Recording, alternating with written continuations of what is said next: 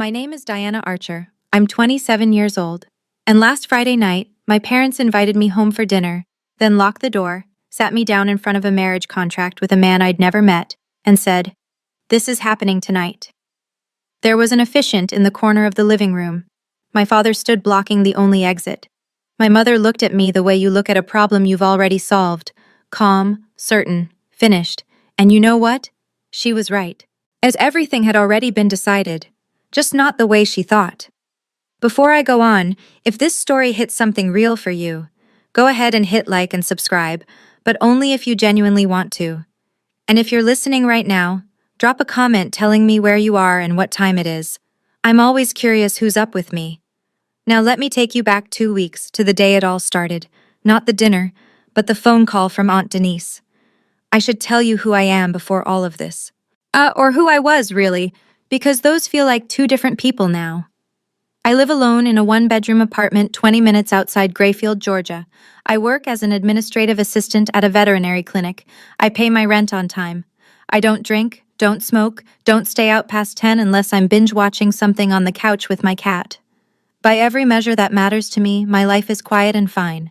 But to my mother, Lorraine Archer, quiet and fine is just another word for failure.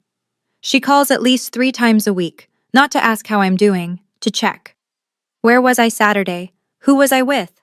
Why haven't I put myself out there? And always, always, always. You're 27 and still alone, Diana. Do you know what people say about that? I stopped answering most of the time. That made it worse. Last Thanksgiving, I drove the 45 minutes home because she guilt-tripped me for 3 straight days. And I walked through the front door, and before I could even set the pie down, she turned to my uncle's wife and said, "This is Diana, still single, still working at that little dog clinic." She laughed when she said it, like it was a joke everyone was in on. My father, Gerald, sat at the head of the table and said nothing. He never does. He just nodded, this slow, heavy nod, like he agreed with every word but couldn't be bothered to speak them himself. And his silence has always been louder than her voice. I was 24 the first time I thought it. Maybe loving your parents doesn't mean you have to survive everything they do to you. That year, I started keeping a notebook. I didn't know why yet. 2 Thursdays ago, I was at the clinic restocking the supply cabinet when my phone buzzed. Aunt Denise. She never calls during work hours. I stepped outside, leaned against the brick wall by the dumpsters, and answered. Diana." Her voice was shaking. Not the dramatic kind, the kind that comes from someone trying very hard to hold it together. "I need you to listen to me and not say anything until I'm done." I didn't say anything. "Your mother called me this afternoon. She was excited. Bragging, really. She said tomorrow night, Friday, they're having a dinner at the house. She said they're going to take care of the Diana situation. There's a man. His name is Wade Prescott. He's 38. There's an officiant coming. And there's a contract." I said her name 3 times before I believed her. Denise, Denise, Denise, what do you mean, a contract?" "A marriage contract, baby. Pre-signed by your mother and your father. She told me Wade's family owns land out past Route 12 and your daddy owes them money. She wanted me to come and witness my niece finally doing the right thing." Denise paused. "I told her I was busy. But I am not letting you walk into that house blind." I sat in my car in the parking lot for a long time after we hung up. My hands shook on the steering wheel. Not from fear, exactly. From the feeling of something clicking into place. All those years of phone calls and guilt and silence suddenly making a shape I could see. Denise said one more thing before she hung up. Quiet, steady, like she'd been saving it. "You don't owe them your life, Diana." I had 24 hours, and this time, I wasn't going to be good. On the drive home that night, I ran every scenario I could think of. If I don't show up, Mom calls every relative in a 50-mile radius and tells them I've abandoned the family. She tells the women at her walking group I'm unstable. She reshapes the story until I'm the villain. And in Grayfield, once you're the villain, you stay the villain. A small town has a long memory and a short attention span for context. If I show up and refuse, Dad blocks the door. And I know this because he's done it before, not for a wedding, but 3 years ago, when I packed a bag and told them I was moving out. He stood in the doorway with his arms crossed and said 5 words. "You walk out, don't come back." I walked anyway, but that night, there was no officiant, No stranger in a vest, no contract with my name on it. If I show up and say yes, I lose everything I've built. The apartment, the job, the 3 years of learning what silence sounds like when it's chosen, but not enforced. I pulled into my parking spot and sat in the dark for a while. The engine ticked. A neighbor's TV flickered blue through their window. And then I remembered something. The notebook. 3 years of entries. Dates, times, exact words. Every phone call where Mom told me I was embarrassing the family. Every text from Dad that was just a period. His way of saying I'd disappointed him without spelling it out. Screenshots of voicemails, timestamps. What, I'd kept it because I thought I was losing my mind. I needed proof, for myself, that what I felt was real. I didn't know it yet, but that notebook was about to become something else entirely. I pulled the notebook from my nightstand drawer. Navy blue cover, dog-eared corners. 3 years of my mother's voice pressed flat between the pages like dried flowers, except nothing about them was beautiful. I flipped through. Over 200 entries. October 14th, 2 years ago. Mom called at 11 p.m. and said if I don't come home for Christmas, she'll tell Grandma I'm living with a man. I live alone. March 3rd, last year. Dad texted, "Your mother cried all night." No context. I called back. He hung up after 10 seconds. July 19th. Mom told Aunt Patrice I got fired from the clinic. I didn't. She just doesn't consider it a real job. Entry after entry after entry. Dates, direct quotes, screenshots taped to the pages with scotch tape. I didn't know what I'd been building, and I just knew I needed to see it outside of my own head. I called Megan Torres at 11 that night. Megan and I went to high school together. She's a paralegal now at the county attorney's office. She picked up on the second ring, which tells you everything about the kind of friend she is. I told her everything. The call from Denise, the dinner, the contract, Wade Prescott, the officiant. She was quiet for a long time. Then she said something that changed the next 24 hours of my life. "Geek, Diana, listen to me. This isn't family drama. This is coercive control, and Georgia law has a process for this." I didn't sleep that night. Not because I was scared, because for the first time in 3 years, I wasn't just documenting what was happening to me. I was deciding what I was going to do about it. Friday morning, I called Dr. Marsh at the clinic and told her I needed a personal day. She didn't ask questions. She never does. That's why I've stayed 3 years.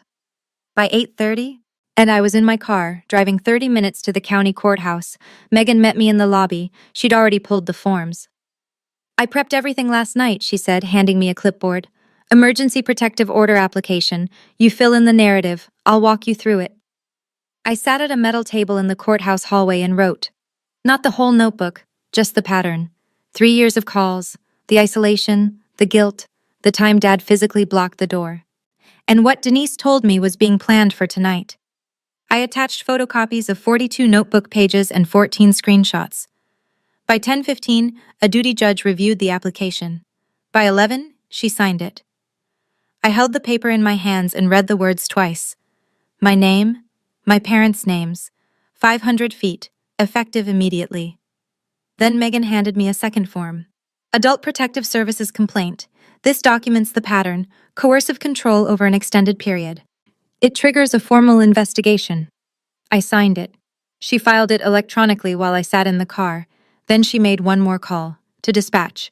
She gave them the address on Buckner Road, my parents' house, and explained that I'd be there that evening, that a protective order was in effect, and that I might need assistance. At 6:45 that evening, I pulled up to the curb outside my parents' house. The porch light was on. Mom's car in the driveway. A black truck I didn't recognize parked behind it. I turned on the voice recorder on my phone, dropped it in my purse, and took a breath. I wasn't scared to walk into that house. For the first time in my life, I wasn't scared at all. The front door was unlocked. That should have been my first clue. Mom never leaves the door unlocked. I stepped inside and the living room stopped me cold. White tablecloth over the dining table, fresh flowers in a vase I'd never seen before. Like candles, actual candles, lit along the mantel. The room smelled like gardenias and furniture polish, the way Mom only makes it smell when she wants to impress someone. This was not a family dinner. A man stood up from the couch, tall, dark sport coat over a pressed shirt, clean-shaven, somewhere around 38. He looked at me and gave a single nod, slow, measured, like we'd already agreed on something. I'd never seen him in my life. In the corner, near the bookshelf, sat a second man. Older, maybe early 60s, holding a leather folder on his lap. He wore a gray suit that didn't quite fit right. He smiled at me the way people smile at nervous brides. Aunt Denise had described every detail: the man on the couch, the officiant in the corner, even where they'd be sitting. My mother appeared from the kitchen, wiping her hands on a dish towel, beaming. "There she is! Come in, sweetheart, everyone's been waiting." She said it like this was a birthday party, just like I was late and everyone had been so patient. I looked at the couch, at the officiant, at the white tablecloth and the candles and the flowers. I looked at the empty chair they'd set out for me, directly across from the man I'd never met, with a pen placed neatly beside the plate. No dinner, no food at all, just a stage. And then I heard the deadbolt click behind me. I turned around. Dad was standing at the front door, arms crossed, back against the frame. He didn't say a word. And he didn't have to. Before I could sit, Mom slid a stack of papers across the table toward me. 6 pages, stapled in the corner, blue ink. I looked down. The header read, Premarital Agreement and Covenant of Union. Page 3 had 2 signatures at the bottom. Gerald T. Archer, Lorraine M. Archer. Under a line that said, Parental Consent and Endorsement. My name was already typed into every blank. Diana Marie Archer, printed neatly like a form letter. It's like I was a box someone had checked. "What is this?" Mom folded her hands on the table. "Your future." "Who signed this section?" "Your father and I, because you won't do it yourself." "I've never met this person." "You're meeting him right now. Sit down." The man on the couch stepped forward. He extended his hand. I didn't take it. "I'm Wade Prescott," he said. His voice was flat, not nervous, not warm, transactional, like he was closing on a piece of property. "I think you'll find the terms very reasonable." I looked at the officiant in the corner. He shifted the leather folder on his lap. He looked everywhere except at me. I looked back at the contract. Something in the language caught my eye, a clause I almost skimmed past, but I held it. I didn't react. Not yet. "Wade's family has been very patient," Mom said, touching my arm. "Very generous." Wade checked his watch. That's when I understood something I hadn't fully grasped until that moment. He wasn't here because he wanted a wife. He was here because he was collecting on a debt, and I was the payment. I looked at the pen beside my plate, looked at the blank signature line with my name typed beneath it. I didn't pick it up. I set the contract down, stood up, chair legs scraped the floor. "I'm not signing this." Mom's smile didn't move. You haven't finished reading it." "I don't need to finish reading it. I don't agree to this." I turned toward the front door. 2 steps. 3. Dad was already there. Same posture as 3 years ago, back flat against the door, arms folded across his chest, chin down. A wall made of flannel and silence. I stopped 2 feet from him, close enough to smell the motor oil that never quite washes out of his hands. "Move, Dad." Nothing. "Dad, move." His eyes flicked over my shoulder, toward Mom, then came back to me. He didn't unfold his arms, didn't shift his weight, just stood there, solid, the way he stood in every doorway of every decision I've ever tried to make. Behind me, Mom's voice. "See? You're not going anywhere tonight, Diana." I felt the room tighten. The officiant coughed quietly. Wade sat back down on the couch, crossing one leg over the other like he had all the time in the world. 3 years ago, this exact scene made me cry. Dad in the doorway, Mom narrating my failure from behind, me caught in the middle with nowhere to go. I cried, and I pushed past him, and I left, and I didn't come back for 8 months. But tonight, there was a contract on the table. An officiant with a folder. A stranger who'd driven here to marry a woman he'd never spoken to. Tonight was different. I breathed in, turned around, walked back to the table, and sat down. Not because I'd given up. Mom's eyes lit up when she saw me sit. She thought she'd won. She hadn't. Mom sat across from me and reached for my hands. I let her take them. It took everything I had not to pull away. "Diana." Her voice softened. The same tone she used when I was 12 and didn't make the volleyball team. The same tone she used when she told me my dog had to be put down. The sympathy voice. The weapon she sharpened over 27 years. "I carried you for 9 months. I raised you. When I gave up everything, my figure, my social life, my career, for you. 27 years, Diana, and all I'm asking, the one thing I've ever asked, is that you let me hold my head up in this town. A tear slid down her cheek, right on cue. I watched the officiant shift in his chair. He looked uncomfortable. Good. He should be. Wade didn't look at the tears. He looked at his watch again. The tears weren't for him. They weren't really for me either. So they were for the officiant, a performance to keep him in his seat. Mom, I said, don't mom me. Not tonight. Tonight you're going to do the right thing for once. I looked at the contract, at the pen, at the candles flickering on the mantel. Then I looked at my mother, really looked, and I recognized the pattern. The tears, then the guilt, then the command. She'd done it when I wanted to go to college out of state, when I wanted to move out, when I wanted to stop calling every day. Cry, blame, control. Cry, blame, control. 3 years ago, this room would have broken me. Tonight, it just confirmed every single entry in that notebook. I picked up the contract. Mom stopped crying. Her eyes went bright with anticipation. But I didn't reach for the pen. Sitting at that table, I kept asking myself, why did my mother think this would work? Did she honestly believe I'd sign a marriage contract with a stranger just because she cried? Or did she know, and simply not care? And I still think about that. What makes a parent cross that line, from wanting the best for their child to deciding they own their child's future? What do you think? Why do some parents go this far to control an adult child? Tell me in the comments. I held the contract in both hands. 6 pages. My whole life reduced to blue ink and blank signature lines. Then I turned, not to my mother, not to Wade, to the man in the corner. Excuse me. My voice was steady. I was surprised by that. May I ask you something? The officiant straightened up. Of course. When were you contacted about this ceremony, and by whom? He blinked. Mrs. Archer reached out to me last week. She said both parties had consented? A pause. He glanced at my mother. That's correct. Tonight is the first time I've learned about this marriage. It's the first time I've met Mr. Prescott, and it's the first time I've seen this contract. I held it up so he could see. My name was filled in without my knowledge. The room went quiet. Not the comfortable kind, the kind where everyone's calculating their next move. The officiant, I'd later learn his name was Dale Kenner, 62, licensed through the county, looked at my mother. His expression had changed. The polite smile was gone. Mrs. Archer, you told me both parties. She's nervous, Mom said quickly. Pre-wedding jitters. You know how young women are. I'm not nervous, I said. I'm telling you the facts. Kenner looked at the contract in my hands, then at the door where my father stood, then back at me. I leaned forward slightly, just enough. You understand that under Georgia law, a marriage ceremony conducted without voluntary consent of both adult parties is void, and the officiant who performs it can face criminal liability. I watched the color leave his face, one shade at a time. Mom laughed. Diana, stop with the dramatics. But Kenner wasn't laughing, and he wasn't sitting comfortably anymore.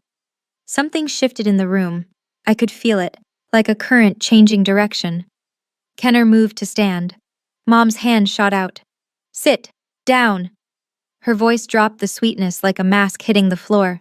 She turned to me, and for the first time tonight, I saw the real Lorraine Archer, not the crying mother, not the gracious hostess, the controller. Diana Marie Archer, I am not asking your opinion, and I am telling you what's going to happen. From the door, Dad spoke for the first time, 2 words, heavy as concrete. Listen, to your mother. Mom turned to Kenner. You do your job. I've already paid you. Kenner stayed frozen, half standing, hand on the armrest. Wade shifted on the couch. The reasonable veneer cracked just enough for me to see the impatience underneath. I didn't drive 40 minutes for a debate. Are we doing this or not? I looked directly at him. Are you asking me? Or them? Because from where I'm sitting, you're negotiating with my parents, not with me. Wade's mouth opened, closed. He looked at Gerald. I felt my purse against my hip. Inside it, folded in an envelope, was something none of them knew about. My hand drifted to the strap, just briefly, but I pulled it back. Not yet. I checked the time. The microwave clock in the kitchen read 7:32 p.m. Mom stepped closer, lowering her voice like she was sharing a secret, but her eyes were hard. 3 years you've been living on your own, and what do you have to show for it? A cheap apartment and somebody else's dogs? She said it like a fact, like she'd measured my life and found it wanting. I held her gaze, and behind that gaze, behind everything, I started counting minutes. My phone buzzed inside my purse. Once, then a second time. I didn't look at it. I didn't need to. I knew who it was. Megan had said she'd text when dispatch confirmed. Mom was still talking. And something about Wade's family, their property, how established they were. I heard every third word, the rest was static. And his mother, God rest her, would have loved you. Diana, Mom's voice sharpened. Are you listening? Every word. She leaned across the table. Her perfume, that heavy vanilla she's worn since I was a child, filled the space between us. You have two choices. You sign this contract, or you never call me Mom again. I heard it. I really heard it. And something strange happened. I felt lighter. Like she'd just unlocked a door she meant to seal shut. She'd given me permission to leave. I looked around the room one final time. Dad at the door, arms still crossed. Mom, red-faced, jaw tight. Wade on the couch, patient in the way people are patient when they're buying something they believe is already theirs. Kenner in the corner, looking like he wished he were anywhere else on earth. Under the table, and I slid my phone out just far enough to see the screen. Megan's message. Confirmed with dispatch. Send the word anytime. I typed one word with my thumb, not looking down. Muscle memory. I'd practiced it in the car. Now. I placed the phone back in my purse, looked up, and I smiled. Not the small, placating smile I'd been trained to give. Not the nervous smile that says, please don't be mad. A real one. Calm. Clear. The smile of someone who knows exactly what's about to happen. Mom noticed. But her eyes narrowed. What's funny?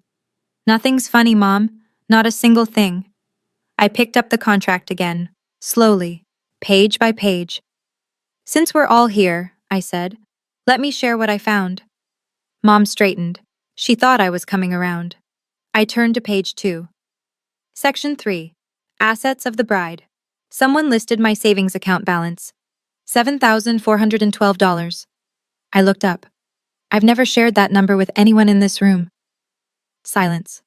Page 4. Section 7. Marital residence. The Prescott property on Route 12. No alternative listed. No option for independent housing. Wade uncrossed his legs. Page 5. Section 9. I read it slowly, making sure every word landed. The bride agrees to relinquish independent employment within 60 days of the marriage date. I set the page down. You want me to quit my job? Mom's face was a mask. Wade's family doesn't need you working. This isn't about what Wade's family needs, and this is about taking away my income so I can't leave. I looked at Kenner. His leather folder was closed now. His hands were folded on top of it. He was watching me the way you watch a car accident, unable to look away. I turned to Wade. Did you write this, or did my mother? Wade's jaw tightened. The terms are standard. Standard for what, exactly? No answer. I turned to my mother. You listed my bank balance. You negotiated my residence. You wrote a clause that eliminates my ability to earn money, and you signed it before I even knew it existed. I set the contract down on the table, square in the center, like an exhibit. This isn't a marriage, Mom. This is a sale. The word sat in the air between us like a lit match. I turned to my father. He hadn't moved from the door, hadn't spoken more than 2 words all night. Dad, how much do you owe the Prescotts? His chin lifted, just slightly. Yeah, that's none of your business. It's directly my business, because I'm how you're planning to pay it off. The room went dead still. Even the candles seemed to stop flickering. Wade looked at Gerald. Gerald looked at the floor. Mom's hand slammed the table. Don't you dare accuse your father. $40,000. I said it evenly. Aunt Denise told me. A land loan that went sideways, due last spring. And instead of selling something or working out a payment plan, you decided to sell me. Gerald's arms dropped to his sides. First time all night. Wade's composure finally cracked. He stood up from the couch. I don't think that's an accurate characterization. Then correct me. He didn't. Kenner rose from his chair, both hands gripping the folder. I think I need to reassess the situation here. Sit down. Mom's voice broke high and sharp, the kind of sound that carries through walls. I paid you. You're going to... Ma'am. Kenner held up one hand. If this is not a voluntary union, I cannot proceed. I will not proceed. He moved toward the door. But Gerald was still standing there, no longer blocking it with purpose, but blocking it with habit, with size, with the sheer inertia of a man who doesn't know how to step aside. Nobody's leaving yet, Gerald said. Not loud, almost tired. Kenner stopped, looked at the door, looked at Gerald, looked at me. And I watched it register on his face, the realization that he, too, was now trapped. Denise, Mom hissed under her breath. I will deal with her. Kenner took one more step toward the door. Mr. Archer, I need to leave. When it's done. Sir, it is done. I'm not performing this ceremony. Gerald didn't move. He filled that doorway the way he always has. Not with rage, but with mass. A man who believes that standing still is the same as being right. I looked at the scene from the outside of myself for a moment. 4 adults and a man blocking a door. And in a house on a quiet street. On a Friday night. If you drove past, you'd see porch light. Maybe hear nothing. That's how it works in Grayfield. Everything ugly happens behind drawn curtains. Mom pivoted. Her voice changed again. Soft, wounded, the victim track. Diana, look what you're doing. You're embarrassing us in front of Mr. Kenner, in front of Wade. Is this who you are? I almost laughed. She was worried about embarrassment in the middle of an ambush. A car pulled into the driveway next door. Headlights swept across the living room curtains. Mom's head snapped toward the window. Close the blinds, Gerald. He crossed the room and pulled the cord. The blinds clattered shut. Then he returned to the door. I checked the microwave clock again. 7:48 p.m. Dad, I said, you're physically preventing 4 people from leaving this house. Do you know what that's called? He didn't answer. It's called unlawful restraint. In Georgia, it's a misdemeanor. Unless it involves a threat of violence, then it's a felony. Dad's hands, hanging at his sides now, curled into fists. Not to hit anyone. I know my father. It was the only way he knew how to hold himself together. Somewhere outside, very faint, I thought I heard a siren, but I wasn't sure yet. I set the contract down on the table, centered it neatly between the flowers and the unlit place setting. Then I stood up, slowly.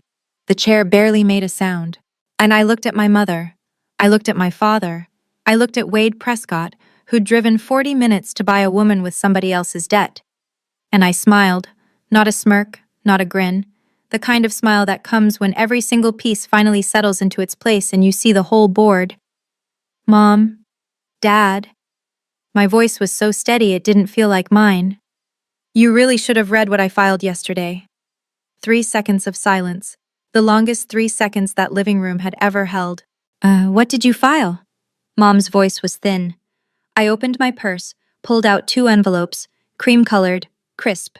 I placed the first one on the table. This is an emergency protective order, signed this morning by a judge at the county courthouse.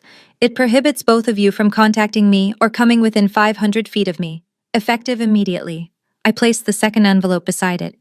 And this is a formal complaint filed with Adult Protective Services, documenting a years-long pattern of coercive control, emotional manipulation, and isolation. I set them down right next to the marriage contract. 3 documents on a white tablecloth, 2 of theirs, 2 of mine. The room didn't breathe. Then Mom's phone buzzed on the kitchen counter. A notification from the county court system.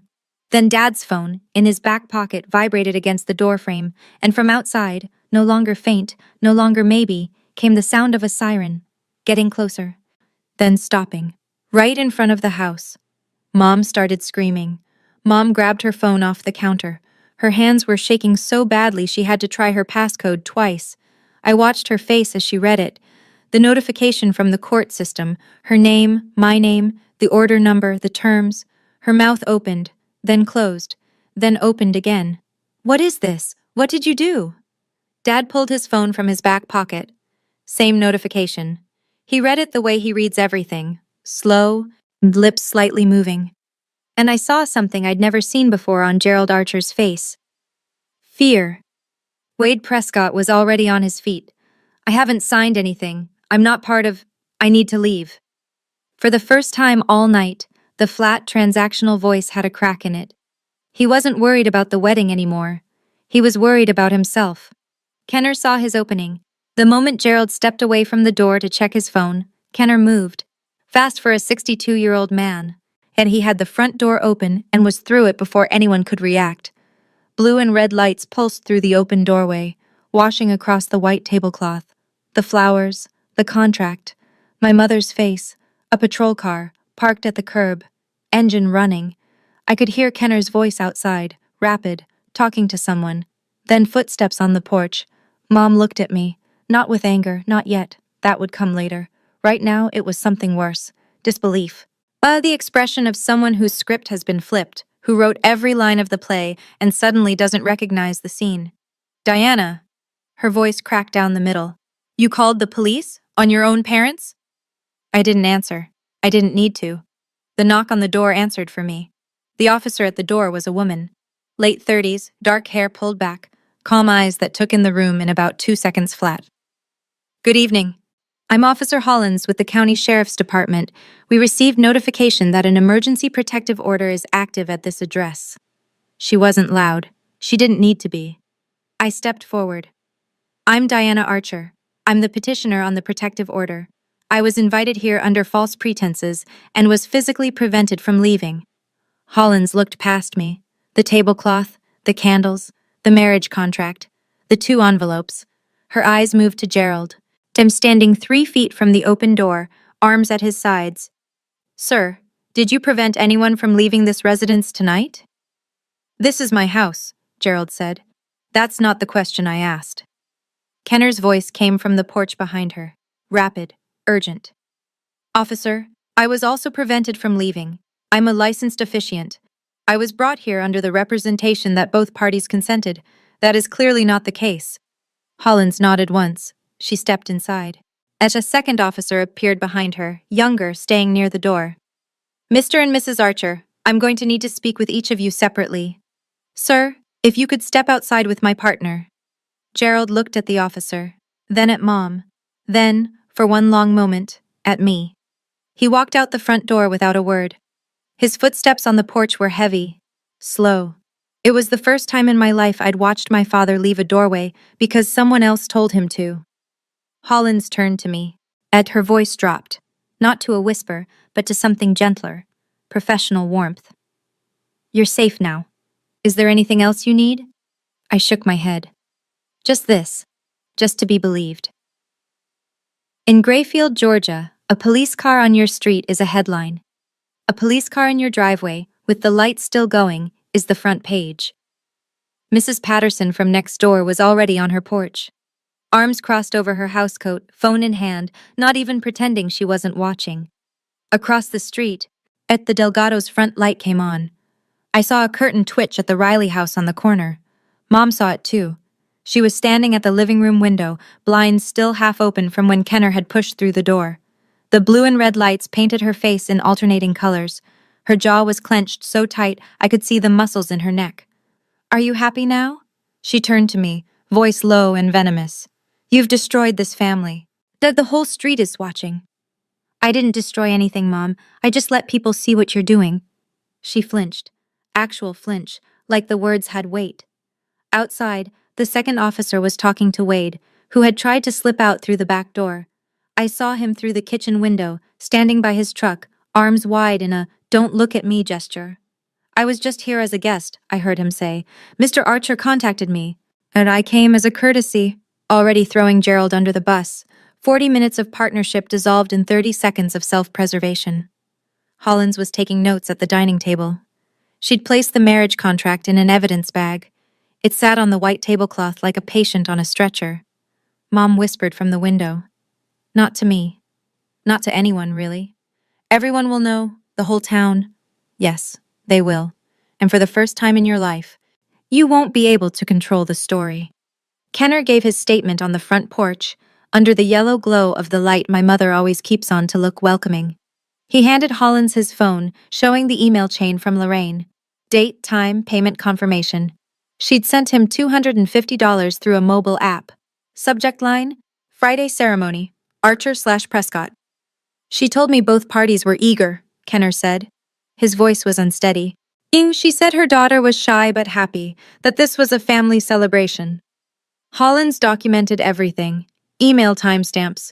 The marriage contract now sealed in plastic. Kenner's physical description of the evening, who sat where, what was said, the moment he tried to leave and was stopped. She turned to me. Ms. Archer, I have the protective order number on file. Yet your parents will be formally notified that contact with you is prohibited within the terms of the order. I handed her a printed copy of the EPO from my purse, then the APS case number written on a sticky note. Then I told her about the voice recording on my phone. I've been recording since I walked in. Hollins paused, looked at me. Not surprised exactly, more like recalibrating. That's admissible in Georgia, one-party consent state. I nodded. From the driveway, and the second officer was making notes on Gerald. Unlawful restraint, written up on the spot.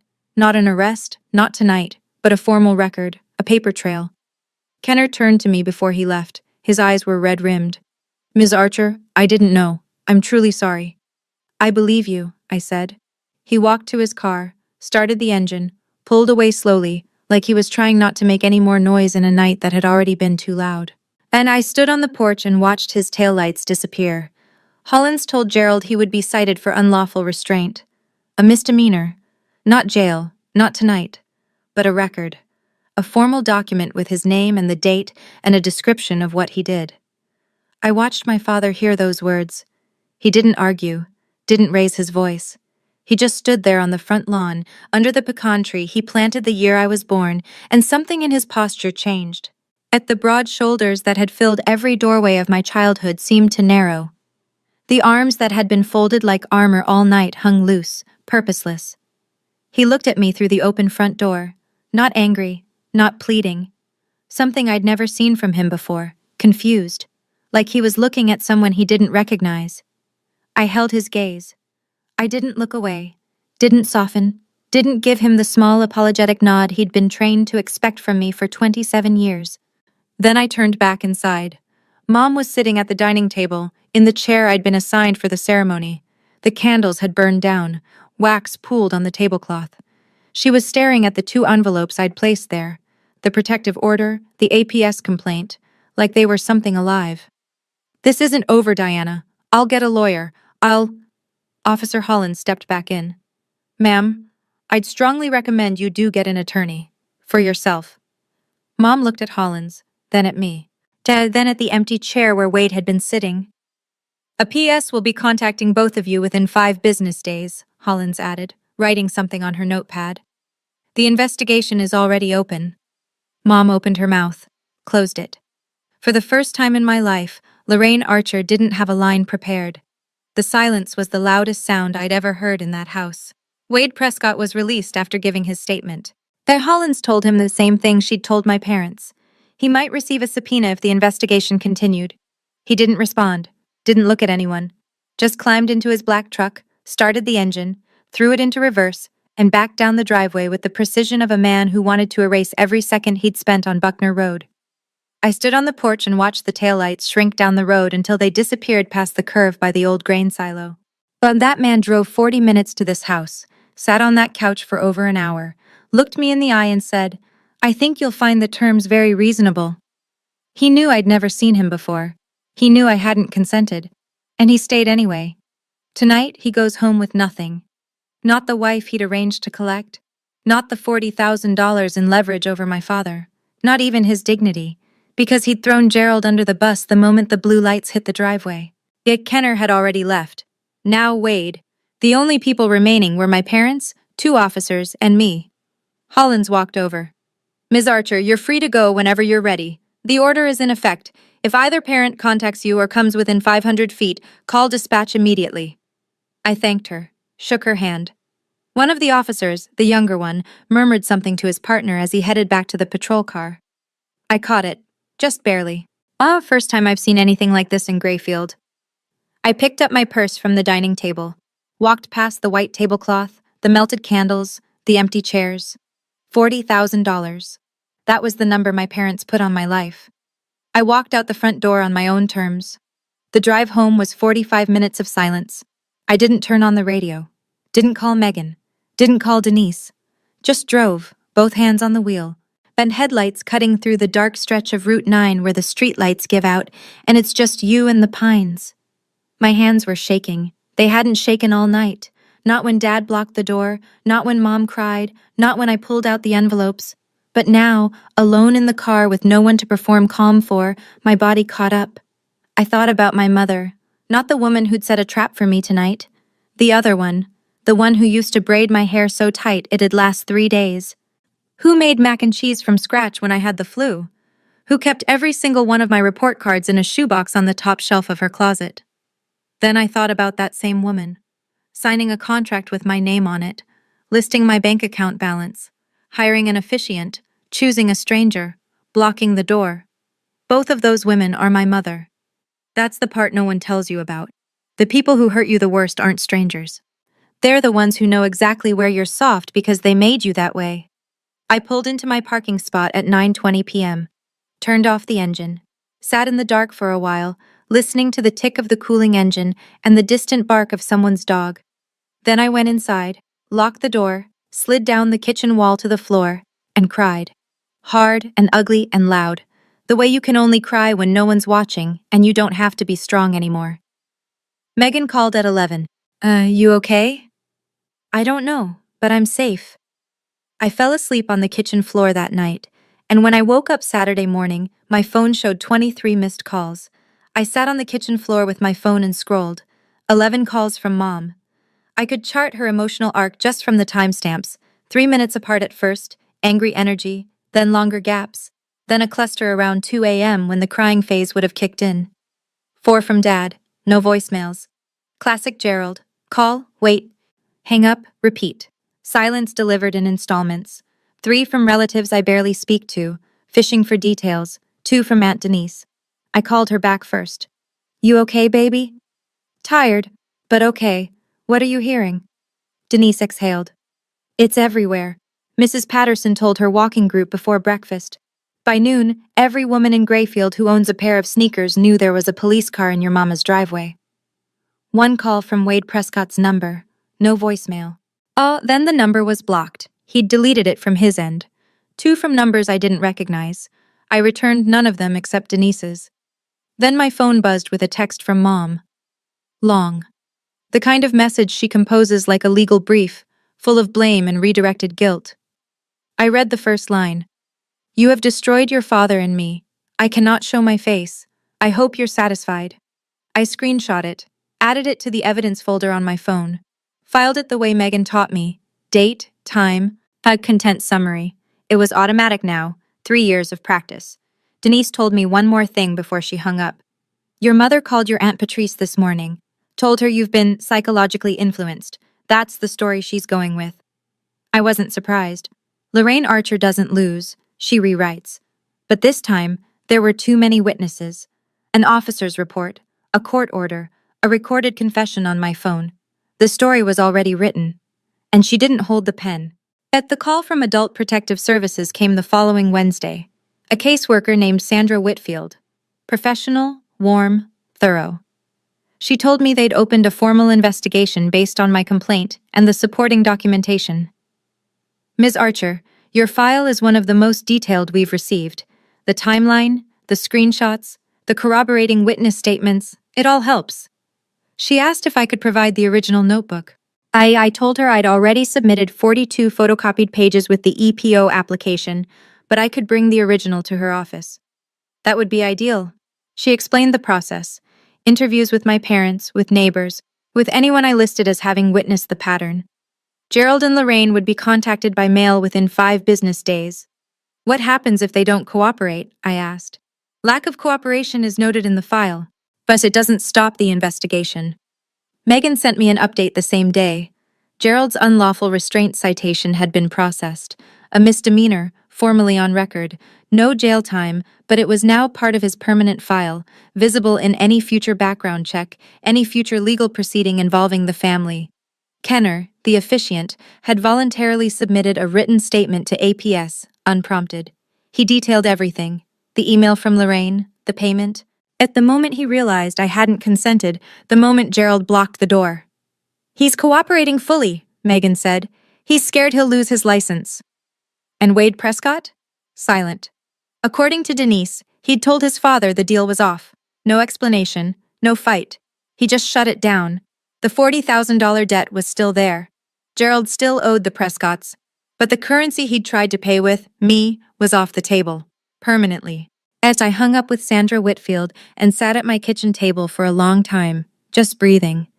The system was working. Slowly, imperfectly, bureaucratically, but working. 2 weeks after the dinner, a letter arrived at my apartment.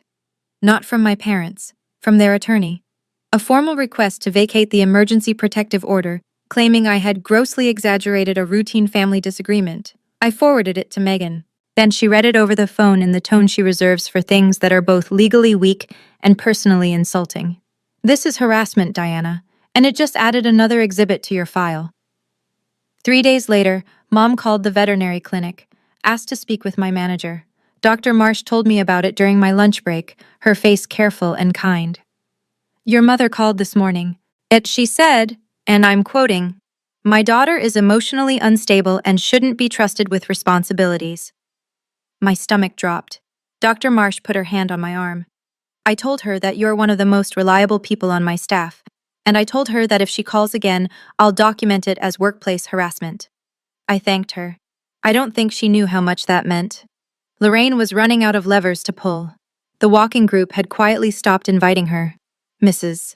Then Patterson waved politely, but didn't linger. At the hardware store, people who used to chat with her about gardening made small talk and moved on. Grayfield is small enough that everyone knows, and polite enough that nobody says it to your face. Then Gerald called. One call, short.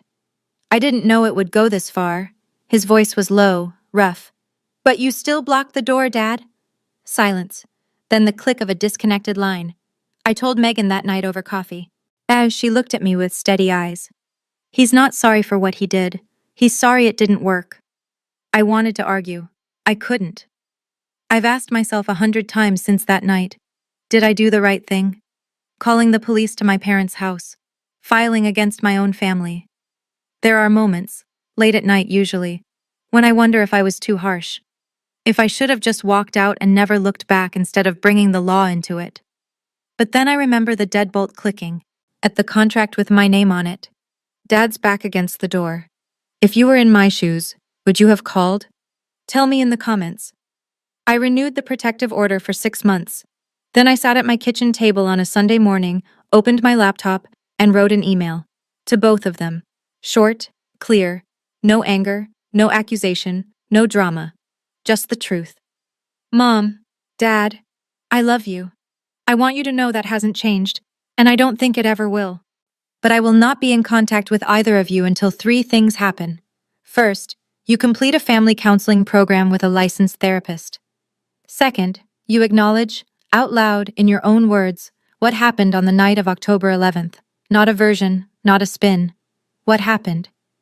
Third, you respect the boundaries I've set, not because a court order requires it, but because you choose to. This isn't punishment. This is what I need in order to feel safe. I hope you'll do the work. But I'll understand if you don't." I read it twice, hit send. Mom replied within 4 hours, a 4-page email, single-spaced. She blamed Aunt Denise for poisoning me. She blamed modern culture for making daughters disrespectful. She blamed my job, my apartment, my independence. She blamed everything and everyone except the woman who'd signed a marriage contract on behalf of her adult daughter. She never once used the words, "I'm sorry." Dad didn't reply at all. I read Mom's email halfway through. Then I archived it. I didn't delete it. I might need it someday, but I didn't finish it either. There was nothing in those 4 pages I hadn't heard 1,000 times before. A boundary isn't a wall. It's a door with a lock, and the key is in their hands. They just have to be willing to pick it up. So far, they haven't reached for it. Aunt Denise and I have a new tradition now. Every Sunday morning. We meet at a diner halfway between our 2 towns, a place called Ruby's with cracked vinyl booths and coffee that's too strong and pancakes the size of your head. She always gets there first. Always orders my coffee before I sit down. Black, 1 sugar, the way she taught me to drink it when I was 16, and she said, If you're going to be a woman in this family, you'd better learn to like things that are a little bitter. Last Sunday, she told me about her own marriage. The one Lorraine always calls the failure. She told me how her ex-husband used to open her mail, check her mileage, time her grocery trips. She told me how she stayed for 15 years because her older sister, my mother, kept telling her it was normal. I left when I was 43, Denise said, stirring her coffee. 15 years too late. I recognized what your mother was doing to you because I lived inside a version of it. I reached across the table and held her hand. You're the first person in this family who ever told me I was allowed to say no. She squeezed back. Took me 15 years to learn that word for myself. Megan showed up late, the way she always does, slid into the booth, and ordered a coffee. Then she pulled out her phone. A PS finalized their report. The file is documented and archived. If anything happens in the future, any contact violation, any escalation, it'll be referenced. I nodded, sipped my coffee. Looked out the window at the parking lot, where the morning sun was just hitting the puddles from last night's rain. For the first time in a long time, Sunday felt like Sunday. I'm not telling you this story so you'll feel sorry for me. I don't need that, and honestly, it wouldn't help. I'm telling you because 3 years ago, sitting in my car in a parking lot with shaking hands, I wish someone had said what I'm about to say to you now. Setting a boundary is not betrayal. Protecting yourself is not cruelty, and keeping a record of what's happening to you, writing it down, dating it, saving the screenshots, is not paranoia. It's preparation. You may never need it, but if you do, you'll be grateful it's there. My parents aren't monsters. I need you to hear that. They're people who grew up inside a system that taught them children are property, that obedience equals love, and control equals safety. I understand where it comes from. But I can hold that understanding and still say, it was wrong. Both things are true at the same time. I love them. I love them from this side of the boundary line, where I can breathe, where I can choose, where nobody gets to sign my name without my permission. The notebook is still in my nightstand drawer.